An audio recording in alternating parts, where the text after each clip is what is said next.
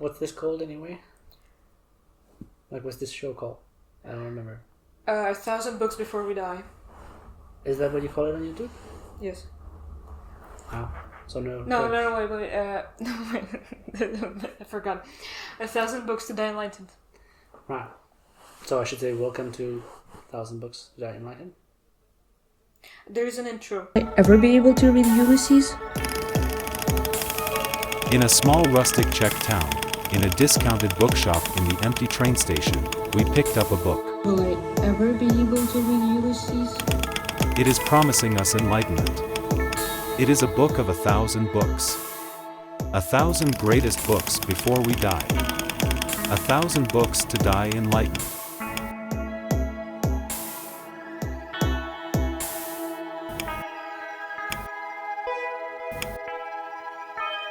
First impressions. 1 to 10. That book is taking a lot of time to pay off. I think that could be said of Dickens in general. It's a lot of investment. But did you feel that it did pay off? Yes, but I felt like it took me to write the essay to get that payoff from the book. Like, I had to go really into the analysis of what the characters mean and how it all relates to each other to actually understand what is in there. But I was really suffering for most of it. Right. So, and was it the first Dickens you read? Or? I listened to the anti-Semitic one. Anti-Semitic one? Which one's that? Oliver Twist. Oliver Twist. That one is anti-Semitic. Yes, there are greedy Jews in there who are mean to Oliver. Well, I feel like anytime Jews appear in 19th century literature, it's automatically anti-Semitic. Including Jewish literature. Yeah. Alright, was it... that was not your first Dickens. It was not my first Dickens. It's not the first time. It's the first time I've read The Great Expectations, not the first time I've read Dickens. But the experience was precisely what I expected it's going to be. Because you have to invest so much time and effort, and you suffer for about 90% of the process. But the last 10% almost makes up for it all. And I say almost because it's very unclear. It's like 99% recovery, and you're left wondering whether is it enough, but it's so close. Yeah, you remember yourself suffering. You remember yourself suffering, but you're also like, wow, this was fantastic. But then you remember the weeks of suffering, and then, wow, this is ridiculous. I'm glad for every Dickens book that I finish. I do not recommend that you start reading them on purpose. I don't recommend that you start... How do you accidentally start reading a Dickens book? Well, I mean, like, some people have ambitions to read all the books that a writer wrote or like go through the series, because Dickens has this series of on the Great Society, right? I do not recommend attempting to finish that because that is gargantuous. But if you do happen to come to it, if you have like a broken leg and you are stuck in the hospital and there's nothing else, Dickens. And there's nothing else, and you do not have internet, you don't have enough data or whatever, and there's no Wi-Fi, this is perfect. Is that how you read your other Dickens? No, I was young and stupid, so I thought it was the ambitious With a broken kind. leg? No broken leg. I did that voluntarily. Hence the stupid part. The focal character in The Great Expectations is a boy called Pip, a boy from a poor family raised by his older sister in a blacksmith's house. However, Pip is not the only hero here. There's also Estella, whose life and station in life stand in parallel to Pip. An orphan, she is also raised by an adoptive mother, but in conditions of wealth rather than poverty. Pushing the parallel further, Pip's sister doesn't exactly raise him with love, but with terror. On the other hand, Estella is raised by the jilted Miss Havisham with affection that is nevertheless cruel and unloving. Who is going to do better in life in the cruel, cruel world? Well, the book has 3 parts, if I remember well. The first part is pre-London in the village, then we get the London part, and then we get the third part where all the stuff goes down. All 3 parts are exactly the same in length. Yes, that's very cute, isn't it? Yes. I'm not sure if exactly the same, Exactly but the it's same. 2019, isn't it? Exactly the same. 33%, 66% of the book, exactly the same. Right, okay. But one is one chapter shorter, I think. Maybe, but not page count. Yeah, I think that was very good. It's very thought out. It's very, very meticulous. That's what we like about Dickens. It's very worked out. That's why I think there's not much that it's unnecessary or dropped. I think he's really thought this out really well. So if we are not seeing how it's utilized, we were just not seeing it. But it doesn't mean it's not there. But which part did you like? I want to ask you which part you liked the most. Perhaps which part did you find the most tedious and pointless? Oh, the first one. The first one, really. If you think about writing a book from the perspective of trying to write a catchy intro, it's the worst catchy intro in the history of catchy intros. Nothing happens. The biggest event is Pip meeting Magwitch. Mm-hmm. But that's pretty catchy. That's like chapter 1, no? Bring me a sandwich. Oh no! I can't bring you a sandwich. Bring me a file to put my handcuffs off. Oh no, I have to. Excuse me, I think you're being unfair to Dickens. That was pretty thrilling. I mean, it was the marshland, so the marshes at night with the fog rolling in. He can't see the people exactly. There's multiple people. He doesn't know who's who. He's a young boy, very impressionable, and he's where he's not supposed to be. And there's this terrifying, ugly monster that comes out of the shadows and starts demanding food and freedom. And I think he's so stupefied, so mortified of this that he runs back home and actually brings him all that stuff, all that food. He robs his own family at his great risk, because his family is gonna notice and beat the shit out of him. Okay, but then what happens for the rest of part 1? Yeah, then nothing happens. That's true. Nothing happens. So you're right about that one. Nothing happens for most of part 1, but that part is brilliant. Yeah, it's like if I'm trying to recount what happens in my everyday life to a random person, being like, oh yeah, and I studied here, and I studied there, and I learned this, and then I told that to Michael. Yes. Yeah, it's exactly as I say to my students, don't tell me a story starting at, I woke up and then I had breakfast and then I did. It's a diary, not, it's a diary entry, not really a story. That's precisely that. That's what it feels like. What's your favorite part? Least favorite part? Yes. Was the second one in London. Oh, I hated that. If time stood still for most of part 1, time stood perfectly frozen for all of London. He just walks around, looks at things, and spends money. There are characters being introduced that disappear, that reappear, that don't matter. Yeah, there's a lot of engagement with the client base of Mrs. Jagger. I think perhaps if you analyze them one by one and look at them a little deeper, perhaps we could find some pre what do you call that, the vision of the future. And I think there's something to see in how he witnesses the court trials and the executions of that. I think that's a bit of a vision of what's going to happen to Magwitch. I think from that we could infer this is not going to go well in the future.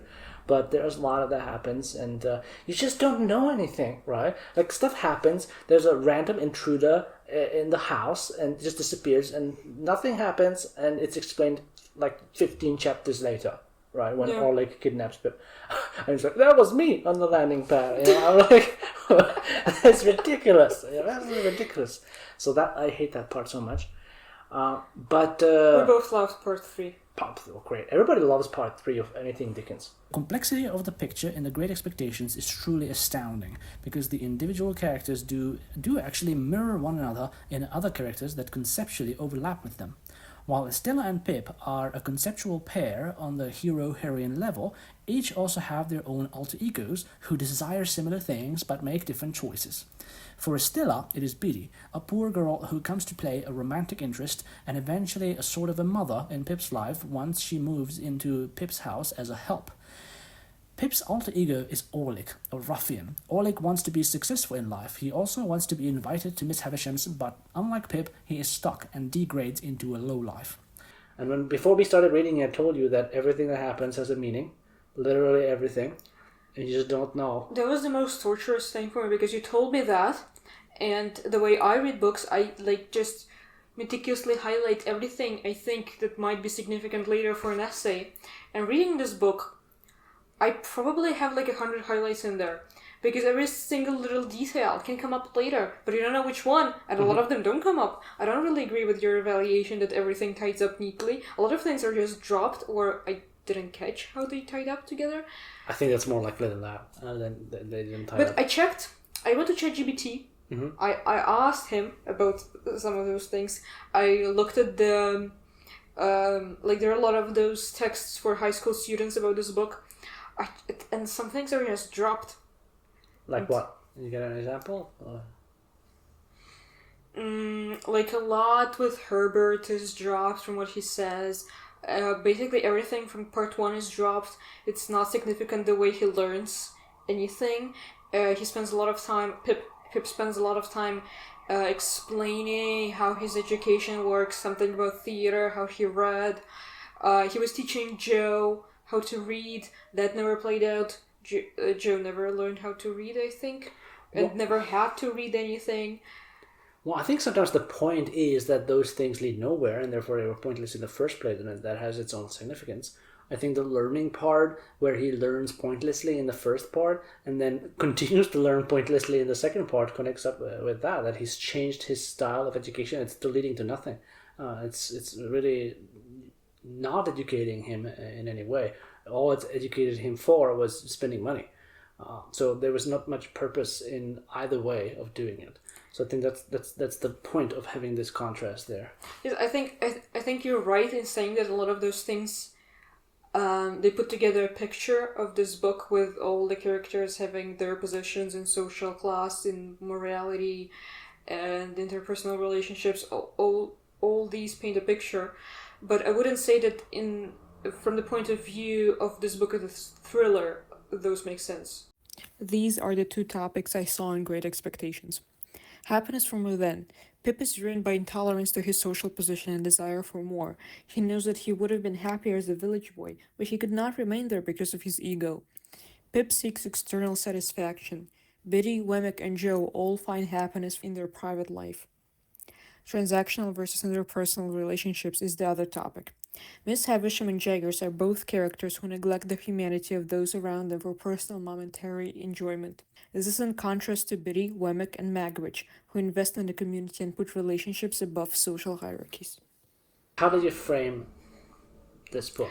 I think this book is promoting almost Christian values, and I think all the characters that display humility and even poverty in a way, that stay where they are, that don't have a lot of ambition, that's over the top, they are the ones that are rewarded the most and get the most happiness out of this entire story. And the characters that are rich, that have to make sacrifices for their social status, that are ambitious like Pip, that like really desire something and try to breach their social relationships for it, are punished the most. Well, so in other words, a Victorian society. I mean, you just described a Victorian society. It's a book about Victorian society. Of course, it's profoundly Christian and has all these ideas, and that's what it is, at least in the image of it. Yes. It's not a novelty. Yes, it's not a novelty. Right, so what do you think is new in it? Because he didn't write it to just state the obvious. At least I don't think he did. I think the complexity of it is a novelty. I think it's about the form. I'm not sure it's about the message. Not everything has to be about the message. Well, in your essay you did talk about message. You talked about that this is about education, and that focusing on education gets you nowhere. Right? Yes, right. I think it's framed in a way that's a little more complex. I think this typical socialist Christian narrative of poor good, rich bad, like, I don't know, like in Harry Potter, you know, there was bad family, bad rich family, good poor family.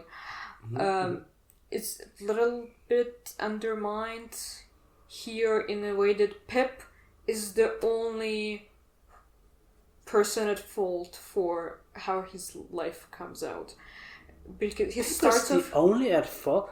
He's manipulated by everyone in his life constantly. Everyone constantly. Like, nothing he does is really in his own hands. First, Mrs. Havisham just kidnaps him. and then a strange benefactor manipulates him at the very start, the thief, right, who makes him do stuff for him, and then secretly funds his studies, so he's sent off into somewhere and not even knowing why. But he wants it. Well, he does, but it doesn't mean that he has any hand in it. He's basically told, "Here's your money, go," and he's like, "Well, yeah, that's exactly what I'm doing. Fantastic." But it's just being pulled by. It's like if I put you, if you take the horses out and put you in the horse-drawn carriage, you being the horse there, and start whipping you in the back and saying go, and is that voluntary? Or be like, I want to go because I'm being whipped. It's like. You're led by hand. I'm not sure this is how it's presented by the book, because Pip, from the very first days of his existence as a character in the book, he's portrayed as hungry for knowledge. He wants to go somewhere. He's ambitious. That's true. And that is why he's granted this. So what? It's what is it? Knock and the door are open, or something like that. Knock and you will be given, or ask and you shall be receive, and you shall receive, or something like that. Is that what you're saying? Well, what's your interpretation for why he receives this benefaction instead of Orlick? Because, well, first of all, Orlick has no contact with the person who has the money eventually at all. Yes, but like principally, why couldn't it be Orlick? Orlick never does anything deserving of that. He never actually does anything. Yes. He's never. First of all, he's never given a chance to do anything. He's pretty much put in a position where he is, and nobody asks anything of him. Pip is asked something. Because Orlick is not adventurous in the same way. He wouldn't hang out in the swamp. True. That is true. I'm not saying that he has completely zero agency, but he has very little of it. I mean, he gets into a situation, perhaps voluntarily, but then he's no way out other than one way, and he just goes through a series of these situations, and somehow he's convinced that it's the right path. Because he wants to get educated, so he gets the education. Then he wants to be a gentleman, but he never has the option of not being a gentleman. He just, he's just put in that situation, and he's told this is what you need to do. I think at any point in time he could turn down this. He considered it. Considered giving up. Yes. At one point. Yes. At what point? At what point? I read the book 2 months ago. Yeah, don't say that. You're supposed to be an expert. When he was saying goodbye to Biddy, Mm-hmm. he was like, I should stay here, that's the right thing, but I'm drawn there, I should go there.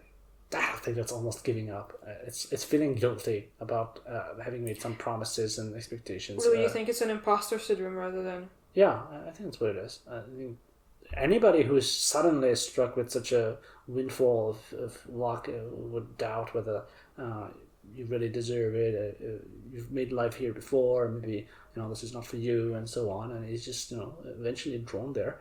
It's not like, maybe it's too strong to say that he's forced to all these things, but he's certainly led by hand.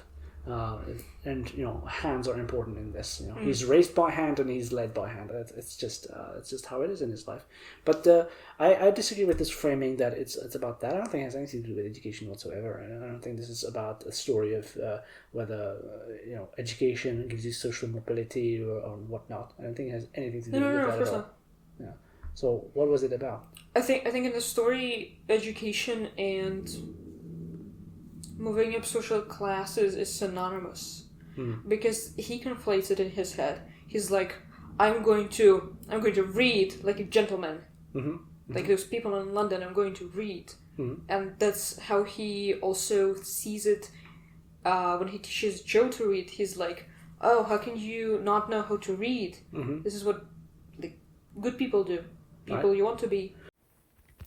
Pip's London guardian, Jaggers, is the first real example of gentlemanhood to Pip. He's pragmatic, cold, occasionally cruel, and classist. Jaggers represents the moral compromise and personal sacrifices required to maintain one's status within the rigid social structure. His human interactions are transactional, and he seems indifferent to the personal suffering of others as long as the rules are upheld. The breaking point in my perception of Jaggers was the scene with Molly. During a dinner at Jaggers' office, he draws attention to Molly, his housekeeper, whom he has also defended in court. For no other reason than to satisfy his guest's curiosity, Jaggers forcibly uncovers Molly's self-harm scars. In his eyes, her dignity is worth less than his momentary legal win and a party trick. I think the book is precisely about answering the question of who does best in this Victorian society. And the answer in my mind is Wemmick and Jaggers, because of a singular thing, regardless of who they are as actual people. This is a society that's changing from this traditional Christian model to a capitalist world. The cruel reality where performance matter. To survive, you have to do something. You have to focus. Right? You can't just go through your life without paying attention. Otherwise, you're just gonna get screwed over. Both Wemmick and Jaggers know the key idea, and then get hold of portable property. It is. And I think it's significant that Dickens repeats that phrase constantly. We hear it no fewer than 5 times, and he doesn't repeat that many things. And if he keeps pushing this message that get hold of portable property, I think it's pretty significant. I think he's saying, whether for good or worse, in the new world, this is what you need to care about. That's what bringing success. But don't you think there's also a dimension to personal happiness in this book? Can it be achieved? I think there's a message in how Pip ends up in the end, in the commercial world, in a commercial position, in trade, right? He's some sort of a mid-level trading position, and he makes good money, not too much, not too little, and he's content with that. He doesn't desire what the Estella world could have been, and he doesn't really desire what the Biddy world could have been. He's just happy in the middle of that trading relationship. So I think that says something about personal happiness. You get your property first, then worry about personal happiness. But I think you're right about this world being profoundly Victorian and Christian, obviously. What I think there's like 2 themes is that on one hand, this world is pretty harmonic. It's pretty harmonized and everybody's in their own place, in their right place, right? So for most of the book, people are out of place. Everybody's trying to get somewhere, climb somewhere, go somewhere, do something that doesn't belong to them, and it doesn't go well. And at the end, everybody sort of like settles into their position in life and does what they're supposed to do, and the whole society sort of functions, right? So Estella gets married as she is supposed to and has an unloving marriage relationship that she hates, but she's kind of content because that's what she's supposed to do, right? Miss Havisham does give some of her money away, does something good, as a good person with money should do, right? Pip settles at the medium point between the high society and the low society. Biddy and Joe settle in their low society life. Magwitch goes back to prison as he ought to because he's a dangerous criminal. And the guy who caused it all is dead. The complacent character just gets murdered on the river by Magwitch. So everybody is in the place where they should be. Herbert sort of gets his rightful place that he deserves. So that's one part of it. That sort of Victorian idea that you should not be a troublemaker. You better be where you belong, and if you don't, everything's gonna go to hell. I think it's a very nice way to put it, that what happens in the book is all the characters get what they deserve. Yeah, that's definitely part of it, I would say. But there's a second, much more subversive side that stands out to me, and that's particularly characterized by the characters I like the most, the lawyer, Jaggers, and Wemmick, his trusty side clerk, right? Well, we agree on the Wemmick, so we can skip it. Well, why don't we agree on Jaggers, though? I think he's outright psychopathic. I think he's one of the worst characters in the book, and you think he's one of the best characters in the book. Yeah, well, the thing is, what's the difference between Wemmick and Jaggers, really? We are not told, why do you value Wemmick so much? Because Wemmick has the other side to him, because Wemmick at home is a completely different person, and Jaggers is completely consumed by his professional life. There's no other side to him. So, but what we're seeing here is that Wemmick is a double-faced prick. Who plays one role and then lies to everybody else in his other life of where he meets most people, and then he has his own private persona that's completely different. if somebody lied to you and gaslighted you about who they are on a daily basis, every single time you speak to them. If my accountant pretended to be a professional accountant, Yeah, but in and reality he was secretly owns a into castle in the countryside. with BDSM equipment in there, I would I want don't to know be about invited. that. Well, would you feel slighted that you never are? Just by virtue of the activity, not because my accountants pretended not to have a personal life. I think most people would be disturbed that you think you know someone and you know who they are, and then they turn out to be a complete different. Why would you know your accountant? This is exactly what happens with serial murderers. You know, they always But say. he's not a serial murderer. He's a loving husband. It could be. We don't until we are part of that private life. We don't know that. People who lived near. I mean, it's a famous thing in American culture, right? People who lived near such murderers continue saying after it's discovered, they're like, he looked like a nice guy. You know, we never could have thought that. I mean, the worst people always look like fantastic in public like that, and then. So maybe Biddy's a serial murderer. I hate her, so she very well might be. Maybe she instigated the whole affair with Orlik. Maybe she played it double-sided, like that. Well, Waymick, I agree, he's a great character because of what we know about him. I think it's unfair to discount Jaggers because of what we don't know about him. I give you that if there was something about him, Dickens would probably say it, and the fact that he doesn't say anything makes it speak volumes. On the other hand, when it comes down to it, he never really harms anyone, and he does, help out to everybody who asks for service. And there are these scenes with people who are obviously guilty and can't probably pay that much either, but even there, he tries to find a way to do it. And he sends them up only when they're such idiots that it can't be done. There was the scene about. Wait, you think it's a good thing that he protects people who are obviously guilty? In that Victorian society, I do, because I don't know how strict those laws were, but I think they were pretty strict. I think they kind of steal a loaf of bread and get your head chopped up. I mean, I don't think Magwitch did that many horrible things, and he got exiled to Australia. I think those rules are pretty brutal, and it's that Victorian society which says that once you transgress, that's it for you. You're going, and the fact that did he get executed in the end, Magwitch? Right, he got the death penalty. Right, so you're exiled to Australia. You do really well there. You become a rich man, and you break one rule that you're not supposed to come back. You come back, and instead of exiling you, they chop your head off. It's like that's in that society. I think it takes very little to become a criminal and to really descend on that path. So I think it's a good thing that he does this job. I mean, there wasn't it hilarious how the entire book 2, the entire middle section was about we go party, and then we do our accounts, which means we look at how much we spent and go we address that, and then just calculate it, and we took care of the accounts.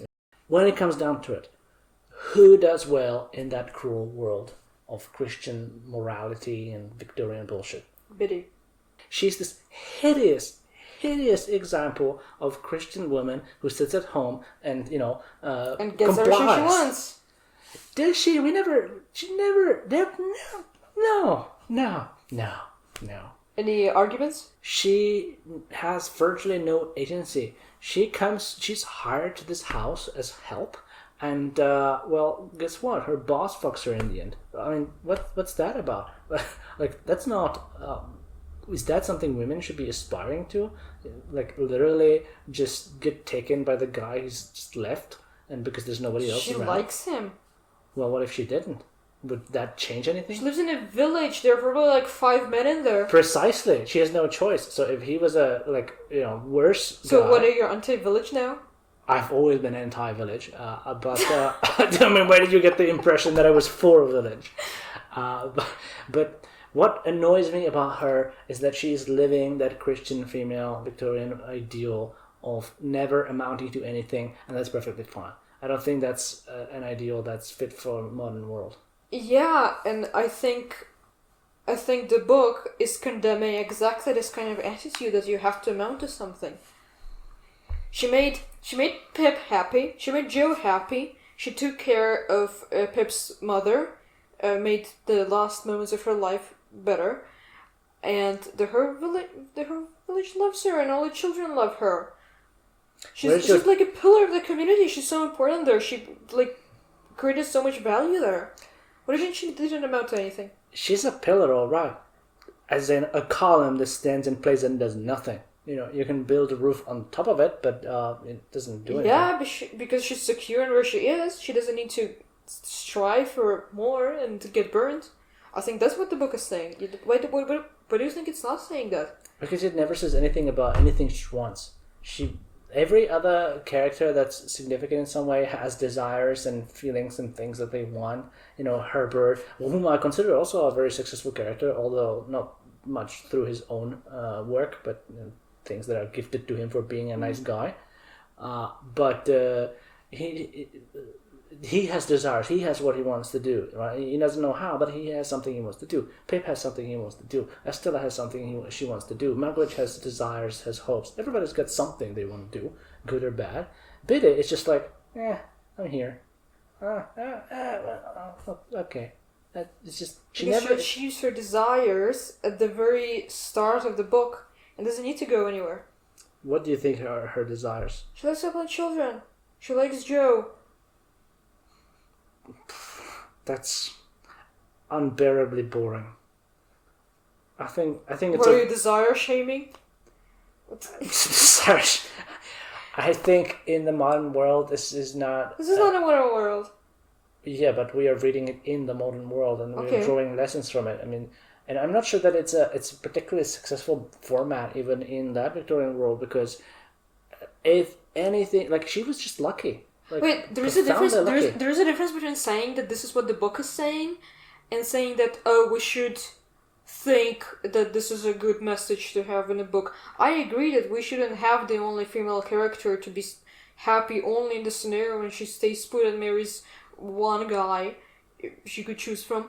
But this is what the book is saying, and we're talking here what the book is about. Well, we're talking about both, but I'm glad we agree on that. But I do not think that the book is saying that either. For the same reason as you don't think Jaggers is the right one. Who's a happier female character? Happier female character? Does there have to be a happy female character? Is Dickens concerned with happy female characters? Well, you see how my point of view makes more sense to me, because we have happy and unhappy male characters, and in the female world, we have unhappy female characters and happy Biddy. Happy Biddy. Well, it feels like we're at an auction, right? Well, that's making it worse and makes me strongly dislike Dickens for that, because you do have... I mean, yes, we talk about the Victorian world where the woman has a passive role and she's supposed to stay in that role, and that's her approach to happiness, and the men are aggressive and go somewhere and do something, right? So in the end, yes, you can put it that way. That just makes it all more despicable to me, because it's unequal. And I'm all for equality and feminism and everything. It's just wrong, Yes, it is. So how has this book brought you an inch closer to enlightenment? I think I find enlightenment most in some of the scenes that really stick with me. And now, a few months after we read the book, because it takes us forever to start recording, I remember the scene with him reading the gravestones of his parents and brothers. That was beautiful. I remember the scene of meeting Magwitch, and as you described it, this mind of a young boy just so terrified that he commits a crime against his own family. Yeah. For unknown reason for him, he's just being drawn to it. For very clear punishment with uncertain reward. Yeah. Reward, well, not even reward, but he doesn't even know how punished he would be if he didn't do it. And he's absolutely terrified of it afterwards. Yeah. So he knows that if he steals it, his stepmother is going to beat him up, and if he doesn't steal it, somebody might beat him up. Somebody who doesn't know. Right. So, but how has this brought you a step closer to enlightenment? How is this enlightening you? Huh? I guess I have to get enlightened first. And then you look back like Dickens. Yes.